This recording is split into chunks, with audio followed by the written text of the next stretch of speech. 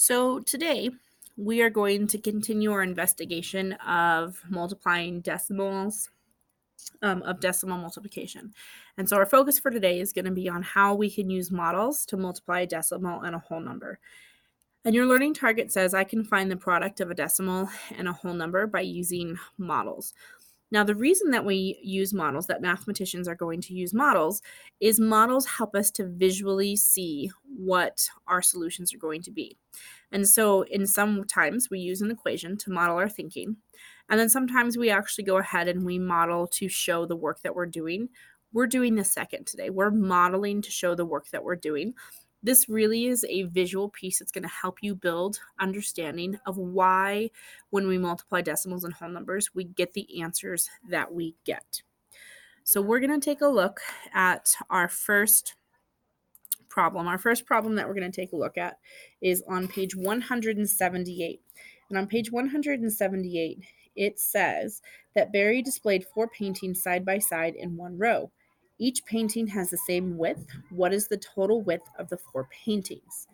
And then it says each painting is 36 meters wide. So if I have 4 paintings and I am going to multiply that by 36 wide, I want to know what the total distance is going to be across those same paintings. So what is my total width? So I'm going to estimate first. It's always a good idea to get that practice in with the estimation. 1, to help us to determine reasonableness, and 2, to also build fluency with estimation, since it's the skill that you learned in the previous lesson.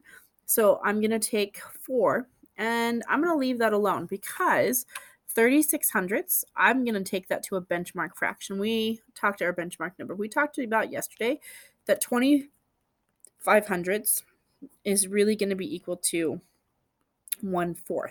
And so when we see something that is equal to 1/4, when we have a 1 and a 4, so this is our unit fraction. When I have a unit fraction, what I can do is I can take whatever value, whatever whole number I'm going to be doing, which is in this case is going to be 4, and I can divide it by the denominator. And when I divide it by the denominator, that's going to tell me what 1/4 of that value is. So 1/4 of 4 is going to be 1. So when I multiply 4 times 25 hundredths, I'm going to get an estimate of 1. So my answer should be somewhere around 1 in order to assess reasonableness. So now we're going to go ahead and we're going to see what this looks like when I build a model of this problem. You're going to model, what you're going to use is you're going to use a hundreds grid.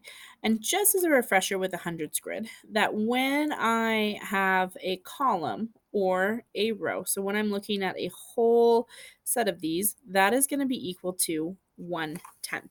So a column is going to be equal to 1/10. And then each one of these little individual boxes, so each one of these little tiny boxes is going to be equal to 1/100th. So that'll help me when I go through and I need to solve. So the first thing I'm going to do is 4 multiplied by 36 really represents 36 added to itself 4 times. So I'm going to show that on my grid. So I'm going to do my first 36 hundredths. So I have 1, 2, 3. Now, when you guys model, it's a lot easier to do it on paper than it is to do it on a computer screen. You need to shade in completely, okay? And then I'm going to do my first 6. So 1, 2, 3, 4, 5, 6. So there's my first 36 hundredths. I have to do 4 of them. So I'm going to do my next 36 hundredths, and I'm going to start where I left off, and I may need to do some counting. So here's what I'm going to do. I'm going to do 1, 2, 3, 4, and then I'm going to stop. That's 34 hundredths. I'm sorry, that's 4 hundredths. I need to do 6 hundredths, but I'm going to go ahead and I'm going to do my tenths. I just need to remember that I need to do 2 more of these values. So now I have 1, 2, 3.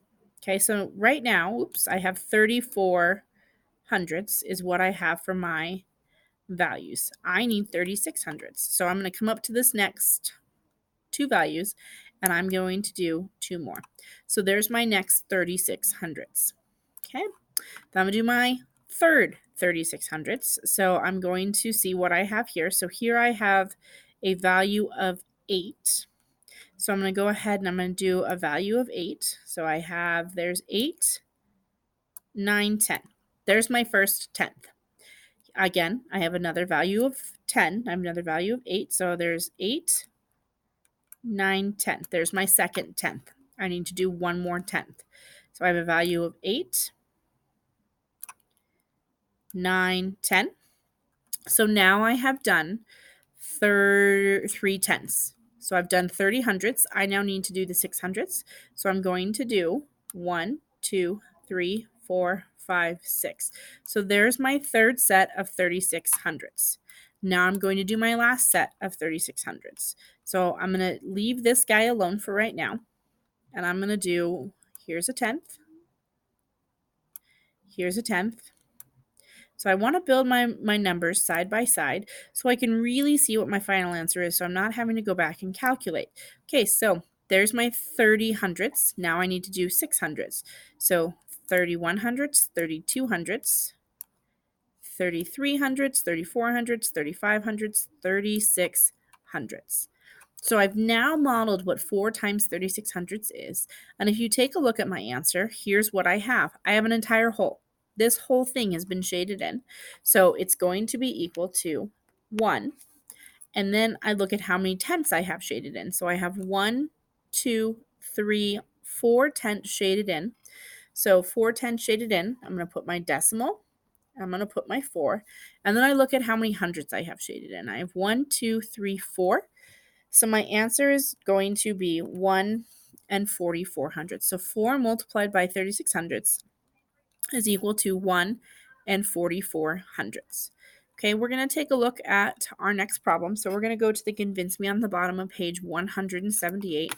And the convince me on the bottom of page 178 says this. It says, Barry also has 5 drawings that are each 2,700 meters wide. If they are set side by side in one row, what would the width be? Fill in the grids to model the problem, then find the product using an equation and compare the answers. So I'm going to go ahead and I'm going to fill the grids in, and I'm going to have my information. So the information that I have is I have 27 hundredths. Okay. So I'm going to do the same thing that I did on my last problem. And I'm doing 27 hundredths 5 times because I have 5 paintings. So I'm going to do, there's my first 27, or there's my first tenth, second tenth, and then 1, 2, 3, 4, 5, 6, 7. So there's my first 27 hundredths. I have 5 of them that I need to do.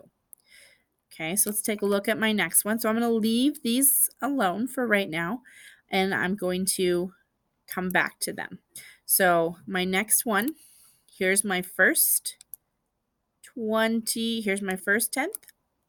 Now I have 20 hundredths. Now I need to do 7. So I'm going to come back over here. So it's going to be 3. So right now, my second one, I've modeled 23 hundredths.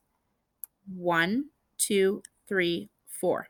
I've now modeled my second 27 hundredths. And again, when you guys are doing this, yours needs to be completely shaded in because it's much easier to shade them in with a colored pencil than it is on a computer screen. Okay, I have done 2 paintings. I need to do 3 more. So I'm going to do 2700. So let me count and see what I have here. I have 1, 2, 3, 4, 5, 6. Perfect. So I'm going to do 1, 2, 3, 4, 5, 6. So I have 6 hundredths. There's a 10. There's a 10. And then my last one. So now I've modeled 27 hundredths for my third one. That's what it looks like. Go ahead and shade it in a little bit more.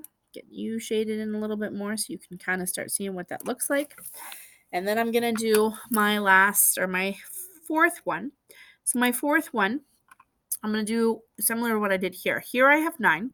So I'm going to do 9. So here's 9, 10.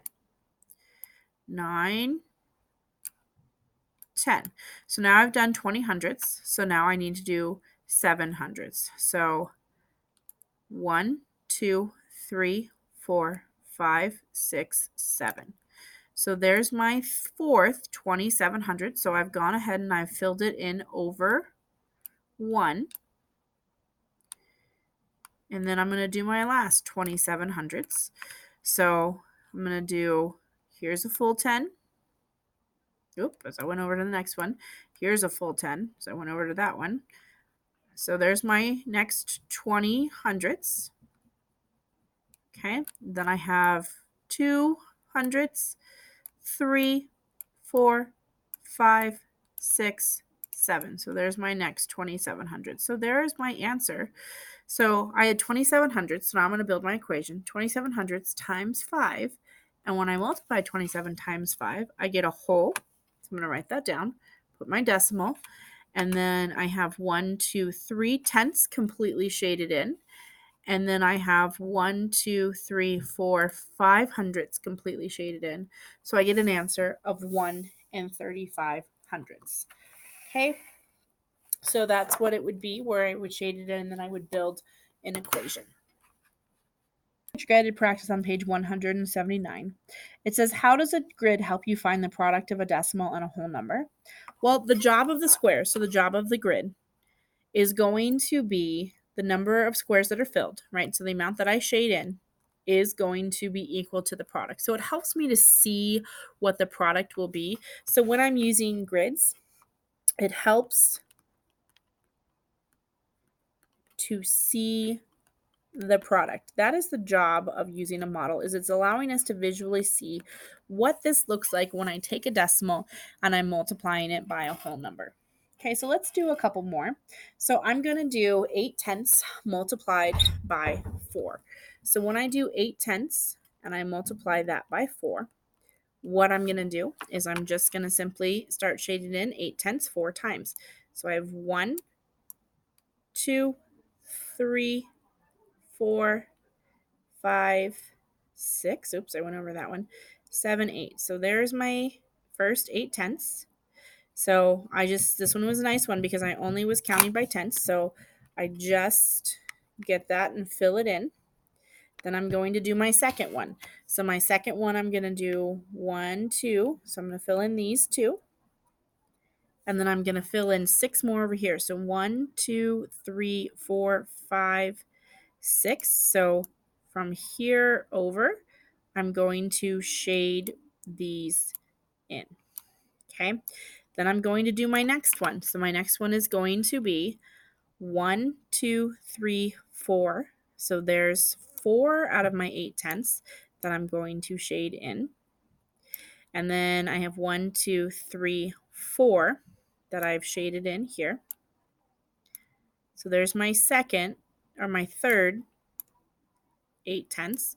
Now my fourth 8 tenths, I'm going to do the same thing. So I have 1, 2, 3, 4, 5, 6. So this is going to be shaded in. And then I have 1, 2 for a total of my last 8 tenths. Okay. So when I get that all shaded in, we're going to see what the product looks like. When I have it all shaded in, we take a look at what I have. So I have 1, 2, 3 whole numbers shaded in, and then I have 2 tenths shaded in. So my answer is going to be 3 and 2 tenths for my first problem. Okay. The next one that I'm going to take a look at is I'm going to take a look at 5 tenths multiplied by 6. And when I'm modeling, I'm done. I'm not going to use this one anymore. This model is set. So I'm going to take a look at 5 tenths multiplied by 6, and we're going to see what we get with that product. So I'm going to continue that in the next video, and then I will give you guys one more example after that.